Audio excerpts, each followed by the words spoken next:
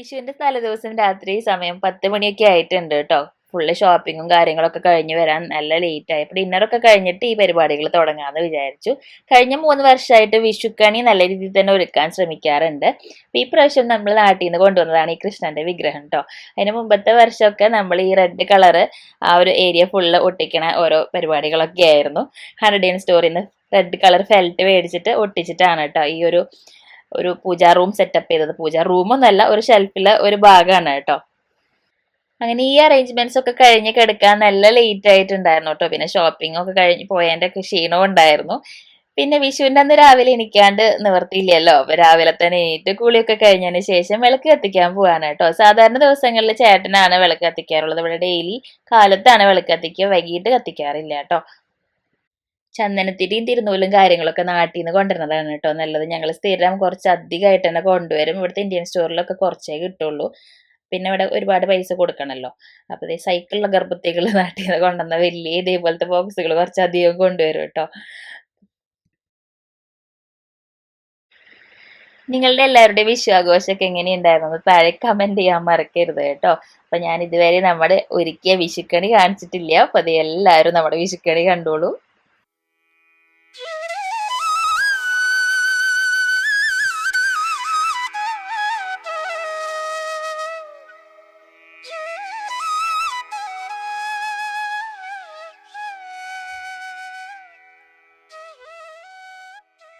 അപ്പൊ എല്ലാവർക്കും നമ്മുടെ വിഷുക്കണിയൊക്കെ ഇഷ്ടമായോ? താഴെ കമന്റ്സിൽ പറഞ്ഞോളൂ കേട്ടോ. ഇനി നമുക്ക് പോയിട്ട് ചേട്ടനെ വിളിച്ചിട്ട് വരാം. എല്ലാ വർഷവും ചേട്ടന് ഈ ഒരു രീതിയിൽ തന്നെയാണ് വിഷുക്കണി കാണിക്കാറുള്ളത്. അതിന് ശേഷം ചേട്ടൻ വന്ന് വിഷുക്കണി കണ്ട് പ്രാർത്ഥിച്ചതിനൊക്കെ ശേഷം നമ്മൾ പോയിട്ട് ജിക്കുനെ കിച്ചുനെ വിളിച്ചിട്ട് വരും.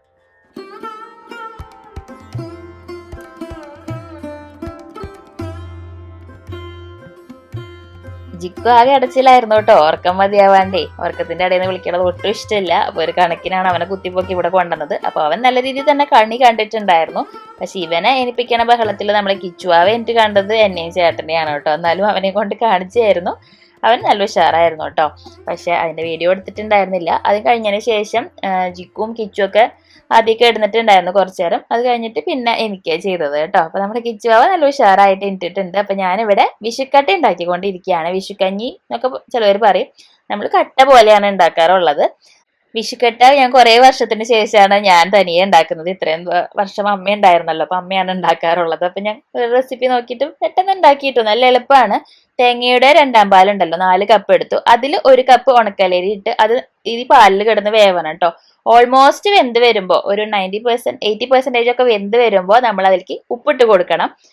അതിനുശേഷം 1 കപ്പ് തൻപാലുണ്ടല്ലോ അത് ഒഴിച്ചു കൊടുക്കുക. എന്നിട്ട് നല്ല പോലെ കട്ടയാക്കി എടുക്കണം. കട്ടയായിട്ട് വരുമ്പോ നമ്മൾ ജീരകം ഇട്ട് കൊടുക്കുക. അതിനുശേഷം നമ്മൾ ഒരു പ്ലേറ്റ് എടുക്കുക. പ്ലേറ്റിൽ അല്ലെങ്കിൽ വാഴയിലൊക്കെ ഉണ്ടെങ്കിൽ വാഴയിലയിലാണ് സെറ്റാക്കി എടുക്കുക. സ്ക്വയർ പോലെ സെറ്റാക്കും. വാഴയിലയിലാണെങ്കിൽ നമ്മളിപ്പോൾ വട്ടത്തിലുള്ള പ്ലേറ്റ് ആണെങ്കിൽ അതിലിങ്ങനെ കട്ടയാക്കി എടുക്കുക. എന്നിട്ട് നല്ല ചൂടാറുമ്പോഴാണ് അത് കട്ട പോലെ ആവുക കേട്ടോ. എന്നിട്ട് നമ്മൾ കത്തി വെച്ചിട്ട് മുറിച്ചെടുക്കണം. ഓരോ പീസ് ഓരോരുത്തർക്ക് കഴിക്കാം. അപ്പൊ ഇതിന്റെ കോമ്പിനേഷൻ എന്ന് പറയുന്നത് മാങ്ങക്കാലാണല്ലോ വിഷുവിന്റെ സമയത്ത്. അപ്പം മാങ്ങക്കറി കൂട്ടി കഴിക്കും. പിന്നെ വിഷുവിന്റെ അന്ന് നോൺ വെജ് കഴിക്കണവരുണ്ട്. ഞങ്ങളുടെ വീട്ടിലൊന്നും കഴിക്കില്ല കേട്ടോ. അപ്പൊ അങ്ങനെ നോൺ വെജ് കഴിക്കണവരാണെങ്കിൽ ചിക്കൻ കറി കൂട്ടിയിട്ട് നല്ല കോമ്പിനേഷൻ ആണ്. പിന്നെ എന്റെ ഫേവറേറ്റ് എന്ന് വെച്ചാല് ശർക്കരപ്പാനിയിലെ എന്നിട്ട് ചുക്ക് ഉണ്ടല്ലോ, ചുക്കും ഏലക്കായും ഇട്ട ശർക്കരപ്പാനി കൂട്ടി കഴിക്കാനാണ് കേട്ടോ. നല്ല ടേസ്റ്റ് ആണ്. അപ്പൊ വിഷുവിന്റെ അന്ന് ബ്രേക്ക്ഫാസ്റ്റ് ആയിട്ടാണ് ഇത് കഴിക്കുക കേട്ടോ. അപ്പൊ വേറെ ഒന്നും ഉണ്ടാക്കില്ല അന്നത്തെ ദിവസം. അപ്പൊ ചേട്ടനും കിച്ചുവിടെ നല്ല കളിയാണ്. ഇനി നമുക്ക് ഒരു 11:30-12 മണിയൊക്കെ ആകുമ്പോൾ റെഡി ആയിട്ട് ഇവിടെ അടുത്തുള്ള ഒരു ഹാളിലേക്ക് പോകണം. അവിടെയാണ് നമ്മുടെ വിഷു ആഘോഷം നടക്കുന്നത്. ആദ്യമായിട്ടാണ് തോന്നുന്നു വിഷുവിന്റെ സെയിം ഡേ തന്നെ ഇങ്ങനെ ആഘോഷം വെക്കണത്. സാധാരണ വിഷു ഇങ്ങനെ വീക്ക് ഡേയ്സിലൊക്കെ വരുമ്പോഴേ, പിന്നെ വീക്കെൻഡിൽ നമ്മൾ വേറൊരു ദിവസം കൂടുക ചെയ്യാം. അപ്പൊ ഇന്ന് എന്തായാലും നമുക്ക് എല്ലാ കറികളും നമുക്ക് ഉണ്ടാക്കേണ്ട ആവശ്യമില്ല. അപ്പൊ ഞാൻ ഏറ്റിരിക്കുന്നത് പൈനാപ്പിൾ പച്ചടിയാണ്. അപ്പൊ അത് ഉണ്ടാക്കേണ്ടതിന്റെ ഇടയിൽ കൂടെ പിന്നെ ചോറ് വെക്കാനുണ്ട്. ചോറ് എല്ലാവരും അല്ല, കുറച്ച് പേര് കുറച്ച് ഒരു എമൗണ്ട് റൈസ് പറഞ്ഞിട്ടുണ്ട്. അപ്പൊ അത്രയും വെച്ച് പോകണം. പിന്നെ നമുക്ക് പപ്പടവും വറുത്ത് കൊണ്ടുപോകാനുണ്ട് കേട്ടോ. അപ്പൊ ഇത് നമ്മളെല്ലാതും പാക്കൊക്കെ ചെയ്ത് നമ്മൾ ഹാളിലേക്ക് നടന്നുകൊണ്ടിരിക്കുകയാണ് കേട്ടോ. ഈ ഏരിയയിൽ ഒരുപാട് ഇന്ത്യക്കാരുള്ളത് കൊണ്ട് ജപ്പാൻകാർക്ക് ഇതൊന്നും പുതിയ കാഴ്ചയല്ല കേട്ടോ. ഞങ്ങൾ പണ്ട് താമസിച്ചിരുന്ന സ്ഥലത്താണ് ഇതേപോലെ മുണ്ടും സാരിയൊക്കെ എടുത്ത് പോയെങ്കിൽ അവര് വല്ല അത്ഭുതത്തോടെയാണ് നോക്കുക കേട്ടോ. ഹാളിലെത്തി സാധനങ്ങളൊക്കെ വെച്ചതിന് ശേഷം ദീ പുറത്തിറങ്ങിയിട്ട് കുറച്ച് ഫോട്ടോസ് എടുത്തുകൊണ്ടിരിക്കുകയാണ് കേട്ടോ. അപ്പൊ ഇപ്പൊ നല്ല ക്ലൈമറ്റ് ആണ്, അതുകൊണ്ട് തന്നെ പുറത്ത് അങ്ങനെ തണുപ്പും കാര്യങ്ങളൊന്നും ഇല്ല, ചൂടും ഇല്ല. അപ്പൊ എല്ലാം കൊണ്ടും നല്ലൊരു അറ്റ്മോസ്ഫിയർ ആയിരുന്നു. അപ്പൊ കുറച്ച് ഫോട്ടോസ് ഒക്കെ എടുത്തു. പിന്നെ ദീ അകത്ത് വന്നു. അപ്പൊ ഇവിടെ ഹാളിൽ തന്നെ വിഷുക്കണി ഒരുക്കിയിട്ടുണ്ടായിരുന്നു കേട്ടോ. അപ്പൊ ഫോട്ടോസ് ഒക്കെ എടുക്കാൻ വേണ്ടിയിട്ടാണ്. നല്ല ഭംഗിയുണ്ടായിരുന്നു. അപ്പൊ ആർക്കും ഫോട്ടോസ് എടുത്തെടുത്ത് മതിയാവുന്നില്ല കേട്ടോ. ബാക്കിലായിട്ട് ഫാമിലി ഫോട്ടോസും എടുക്കുന്നുണ്ടായിരുന്നു. അപ്പൊ ദാ ഇനി വിശന്ന് വലഞ്ഞിട്ടുണ്ട് എല്ലാ കുട്ടികളും. അപ്പൊ നമുക്ക് ഇനി വിഷു സദ്യ കഴിക്കാം കേട്ടോ.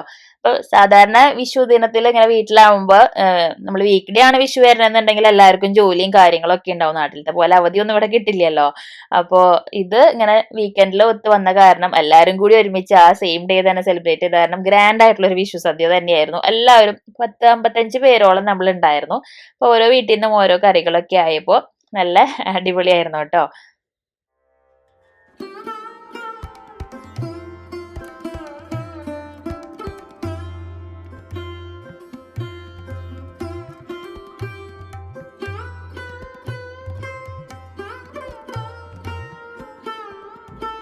3 തരം പായസവും ചോറും കറികളൊക്കെ ആയിട്ട് ഗംഭീര സദ്യ തന്നെയായിരുന്നു കേട്ടോ. അപ്പൊ കംപ്ലീറ്റ് വെജിറ്റേറിയൻ സദ്യ തന്നെയായിരുന്നു. അപ്പൊ നിങ്ങളുടെ നാട്ടില് എങ്ങനെയാണ്, വെജിറ്റേറിയൻ ആണോ നോൺ വെജിറ്റേറിയൻ സദ്യ ആണോ വിഷുവിന് ഒരുക്കാറെന്നൊക്കെ താഴെ കമന്റ് ചെയ്യാൻ മറക്കരുത് കേട്ടോ.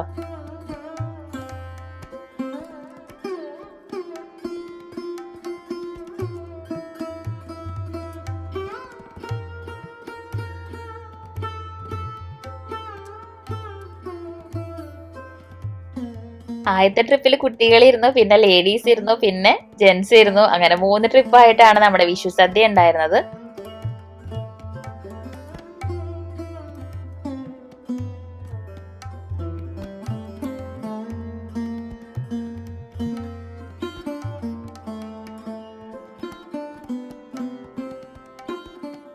സാധാരണ ഓണത്തിന്റെയും വിഷുവിന്റെ ഒക്കെ അന്ന് രാവിലെ തന്നെ അടുക്കളയിൽ കയറിയിട്ടുണ്ടെങ്കിൽ ഉച്ചയാവും പണികളൊക്കെ കഴിയാൻ. ഉച്ചയാകുമ്പോഴേക്കും ആകെ ടയേർഡായിട്ടോ, പിന്നെ ഒരുങ്ങാനും പിടിക്കാനൊന്നും തോന്നാറില്ല കേട്ടോ സാധാരണ.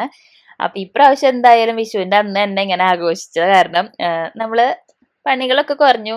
പിന്നെ റിലാക്സ് ചെയ്യാൻ ഒരുപാട് നേരം ഉണ്ടായിരുന്നു. ഫ്രണ്ട്സിന്റെ കൂടെ ടൈം സ്പെൻഡ് ചെയ്യാനുണ്ടായിരുന്നു. പിന്നെ ഗ്രാൻഡ് ആയിട്ടുള്ള ഒരു സദ്യയും ഓരോരുത്തരും ഓരോ കറിയും കുറച്ച് കുറച്ച് പണികളല്ലേ എല്ലാവർക്കും ഉള്ളൂ. എല്ലാതും ഇങ്ങോട്ട് ഡിവൈഡ് ചെയ്ത് പോയപ്പോ നല്ലായിരുന്നു കേട്ടോ.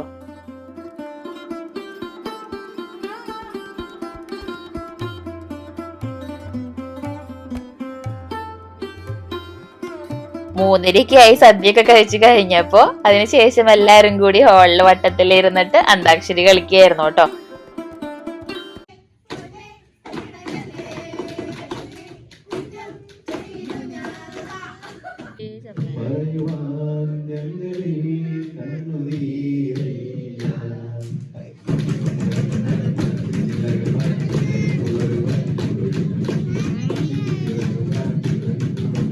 അങ്ങനെ നമ്മുടെ കുട്ടി വിഷു വ്ലോഗ് എല്ലാവർക്കും ഇഷ്ടപ്പെട്ടു എന്ന് വിചാരിക്കണം. വീഡിയോ ഇഷ്ടപ്പെട്ടാൽ നിങ്ങളുടെ അഭിപ്രായങ്ങളൊക്കെ താഴെ കമന്റ് ചെയ്യാനും അതേപോലെ തന്നെ ചാനലിലേക്ക് പുതിയതായിട്ട് വന്നവരെ ലൈക്ക് ചെയ്യാനും ഷെയർ ചെയ്യാനൊന്നും മറക്കരുത് കേട്ടോ.